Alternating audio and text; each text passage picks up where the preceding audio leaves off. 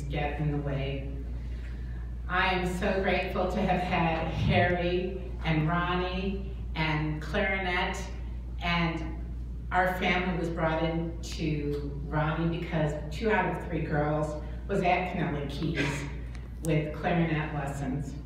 He gave his love and energy to all my children, and my middle daughter, he got her involved in jazz and she went on to singing opera. So it was a real honor that when he was 88, we collected stories, primarily from his CD that he made with Harry. And when he had ideas in his head, and he wouldn't let them go, like fish. He had a bug up his ass that fish was going to be like Mickey Mouse. Like Mickey Mouse. So Amy and I went to the Panama Hotel, and if you've never been at the Panama Hotel, go there. It's amazing. And we recorded him and listened to his stories, and then we got this book.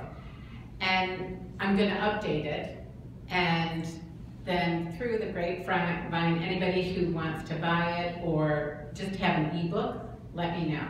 And Harry will get you in touch. Stories are so important, especially when we die, because we forget. I mean, we just forget all the amazingness. Ronnie was such a character. What can you say about him? He talked jazz. He lived jazz. I mean, he didn't say anything straight. You had to follow along like you were, you know, you were on the music chart. And, you know, I'm pretty, you know, I was expanded by him because he couldn't talk any other way. And so we have wonderful, wonderful memories of Ronnie. When I finished the book, we went to Tamarind Tree, which was a favorite. It became a favorite because it was so close to his house. And he read the book and he said, "You got me, Beth. You got me." And funny enough, we saw Harry and Shufe and Amy and me with Ronnie October 4th, the very last time. And it was nice to be able to say goodbye. I just want to say a few things from here. Oh, do I have my glasses on? God, can't read. Ronnie loved Johnny Jessen because he gave him the passion, the talent, and the work that lasted all of his life. And again, to all of his family, he talked about you all the time.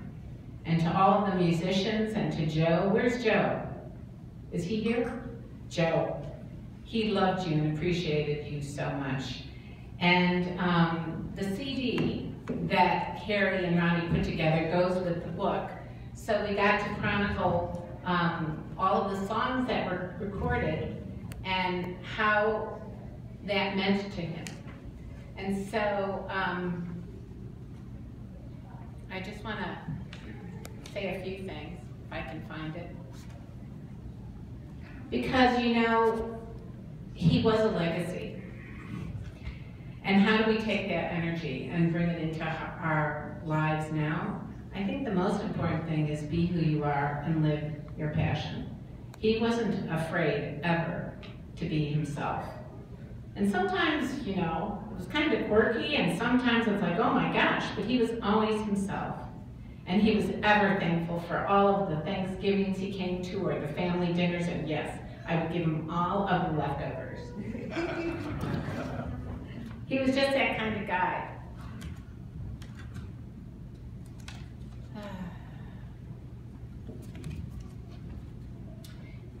Ronnie's much thinner from when I last saw him, and a maternal instinct reaches out from me to want to fatten him up a bit. Maybe like the witch in Hansel and Gretel, but no, Ronnie is his unique fairy tale, and he'll be okay, no matter what happens to him. I love this man. He's exuberance itself, talented, delightful, and kind. Excited all the time, but in a quiet and calm way. His breath is calm. You know it has to be. If he blows the wind and mouth instruments, he knows how to play. I've known him for over 15 years, and I can't get over the fact how timeless he is. Yes, I see his body aging. I see the physical decline, but his heart and soul are ever present. And I believe this is the impact on music, knowing, supporting, and living with Ronnie in all aspects of his life. His music was his heart and soul, and that's what we just have to remember, that he gave us so much. And the takeaway from Ronnie is just be yourself and live it with passion, and then you'll be golden, and you will be solid and wabi kazowie.